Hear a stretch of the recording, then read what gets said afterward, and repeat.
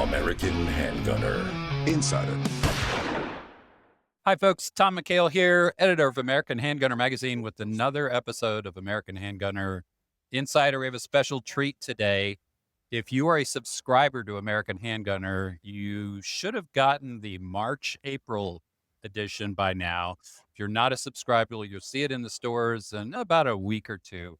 And I'm pleased to announce that Mr. Adam Kraut, the executive director of the Second Amendment Foundation, wrote the gun rights column this month or for this issue. And we're going to talk to him about gun rights and all the things that SAF is doing that you may not know about and how important their work is. Welcome. Thank you. Thank you for making time. We're here at SHOT Show, as you can tell by the by the noise, but it's a great opportunity to catch busy folks like this. So in the magazine, the article was kind of about the strategic nature of SAF. I mean, you guys play 4D chess, sit back and look at I think you categorized it very cleanly into the who, the what, and the where aspects of choosing a case. Could you give our listeners just a brief idea of what that really means? Yeah. So when we talk about litigation at the Second Amendment Foundation in particular, I usually divide it into three different buckets. So we have our strategic litigation, which is more or less what that article was about. And we're looking at how the state of the law is today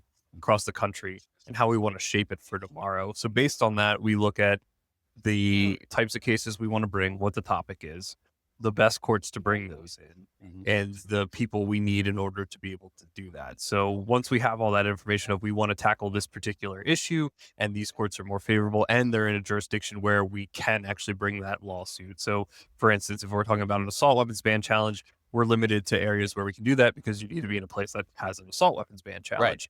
But you look at a federal regulation, like any of the ATF rules that came out during the Biden administration, we can go anywhere in the country because it's a federal rule that we're challenging. So we figure out the best venue to bring it in. We find the people that we need that have the criteria to be a plaintiff and be the vehicle for it. And then we march into court with our complaint, file a lawsuit, and off we go.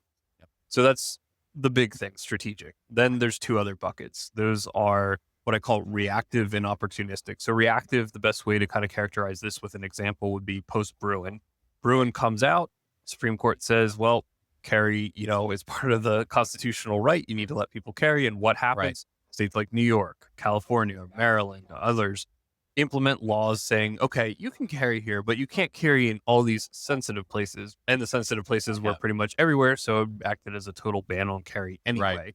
So that would be what it would be, reactive litigation, where a state does something, or in some instances, the feds do something, and we go, okay, well, we need to deal with this now. Yep. And then the last one is opportunistic. So somebody will either call or email us and say, hey, I've got this issue. When we investigate the issue, someone would say, okay, we can help you with that. But not only can we help you with that, there's a tangible public benefit to helping, and it helps others as well. So basically, we act as a public interest law firm in that respect. And those are the three buckets. Well, and this is something I think is very important for everybody to understand. When you support the Second Amendment Foundation, don't expect them to come to your neighborhood and start, filing lawsuits in your neighborhood. Instead, what they're going to do is actually more powerful in the broader picture by choosing these so carefully with all the right attributes in the right places at the right time. Yeah. You're establishing case law. And all of you listening have heard about cases like Heller and McDonald. Well, guess who was really behind that stuff and those victories? Other people like to take credit, but I know Second Amendment Foundation was neck deep in those things. Yeah. So all the gun rights groups, Heller was not a gun rights group case. Yeah. That one came out of Cato funding, that an individual at Cato. But McDonald, the second case that was the major seminal Second Amendment case, was a Second Amendment Foundation case. And that was the word second a lot of times. Alliteration is a cool thing. There you go. So, but the idea is by picking these cases, winning them, you're setting precedent in case law. Yes, and that benefits all of us everywhere. Yeah, and SAF has established a lot of precedent across the country over the years. And the one thing we try to avoid doing is set bad precedent, because if you get negative decisions, those become a lot harder to unwind. Right. The easiest example of that is stuff that goes on in like the Fourth Circuit or the Ninth Circuit, where the cases are brought and the circuit court says okay and says that the law is in fact constitutional, and the problem becomes is that circuit courts look to what other circuits do. a lot of times. So one circuit comes out and says this is constitutional, and then you get another challenge to that thing in a different circuit, and that circuit looks to the first one who decides and says that we're adopting that line of reasoning, and the next thing you know, you get this long string slide of all these circuits that have said the same thing, and really you need the Supreme Court to weigh in at that time, and we see how much they love to weigh in on Second Amendment issues. Not much. We collectively, meaning the Second Amendment community, have shot ourselves in the foot quite a bit. To me, there's a loose analogy to self-defense. You can do everything right and still lose. You can have a case that's just wrong all over, and you can take it to court and fight it. And if things don't go just right, it can actually do damage to the cause. It's the amount of careful planning that's required. And sometimes it's just luck of the draw too. You can do everything, as you said, you can do everything right and still end up with a bad decision from time to time. And it's unfortunate, we're not immune to it. No, none of the groups out there are. Every group that's out there doing this kind of work has lost cases and has had cases that have set bad precedent from time to time. Usually you hope it's in the district court because then you get 2 chances at the appellate level to clear that up. You're going to lose quickly, yes. right? Yeah, lose at the lowest level. That's right. So I know you guys are quite busy. How many cases have you got going on right now across the country? Over 55 active lawsuits today. Wow. We have more that we're actively working on to bring in the next couple months. Right. And that doesn't include anything else that pops up and other strategic stuff that we just haven't gotten to kind of building yet. That's on our radar to do. Wow. So yeah, it's quite a bit for somebody, fortunately now I kind of run an organization and not just manage a legal program, but I had zero desire to go into litigation, let alone really be a lawyer. So to kind of oversee a caseload of over 55 active lawsuits and now just kind of manage the people who are actually overseeing it. But it's amazing the amount of work that's out there and it's not stopping anytime soon. So I think a lot of people at SHOT Show, one of the questions I've been asked is, well, how do you feel about the Trump administration? And this, I was just about to ask you about that. So here we go. Here we are. New administration waltzing in the door. So I think, and the question has been, what do you think? And also, how does that affect you? And it doesn't really affect us. You get an executive branch that's not going to be overtly hostile like the Biden administration. You might get some of those rules rescinded this administration. We'll see if that comes to fruition. But threats federally from the executive branch, I think, for the next 4 years are probably not a thing.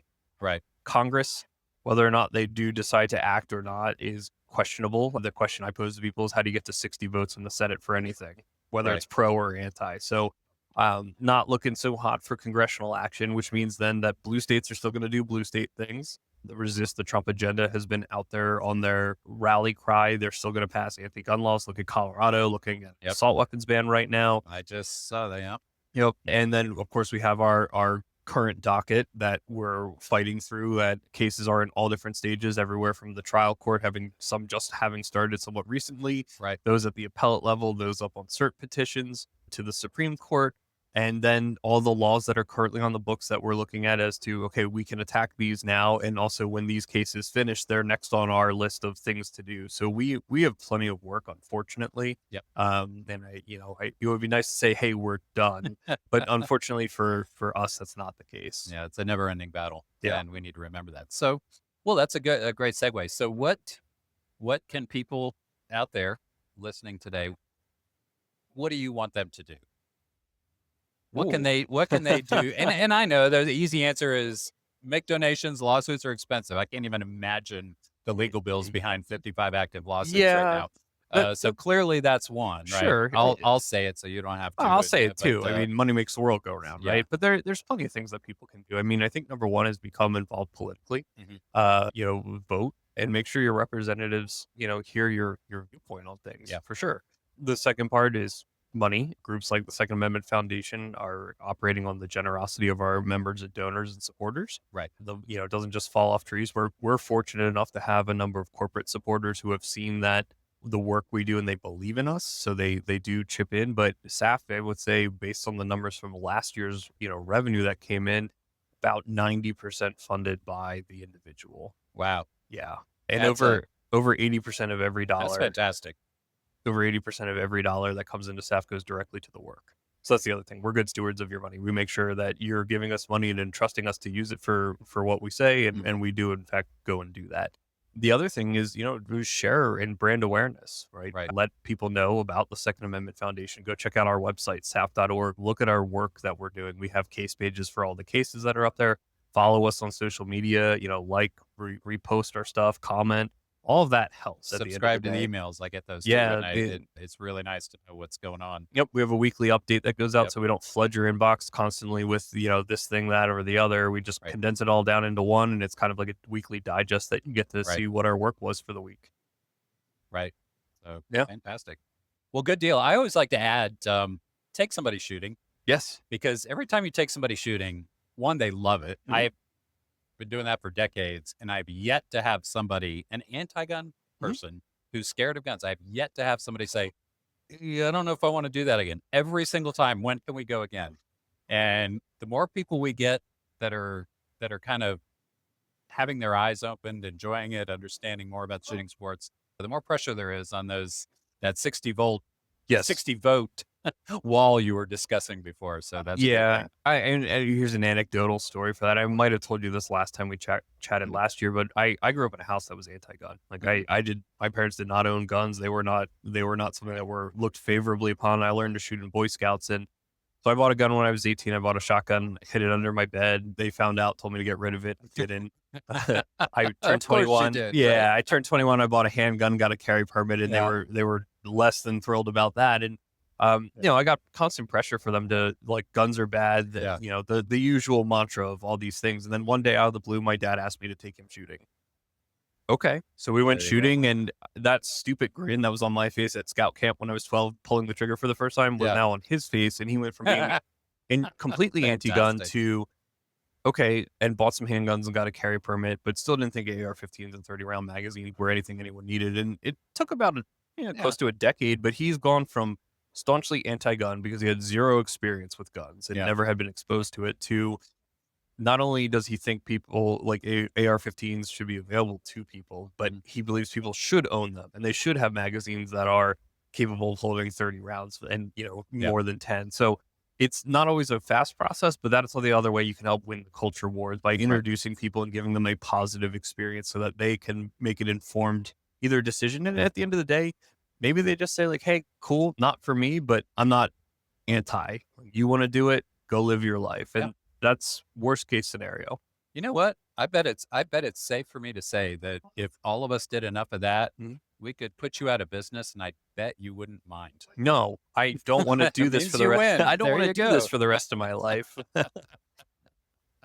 All right. Well, thank you very much. You've got a lot going on today. I really appreciate you stopping by and talk to us for a few minutes. No, appreciate you having me again. And now that you've done it once, we're probably going to have to hit you up to write something else to submit to American Handgunner, because we'd love to hear from your organization. So thank you for that too. You're welcome. If you want to hear more like this, hit that like button, hit the subscribe button, FMG Pubs, and we will see you next time on Insider.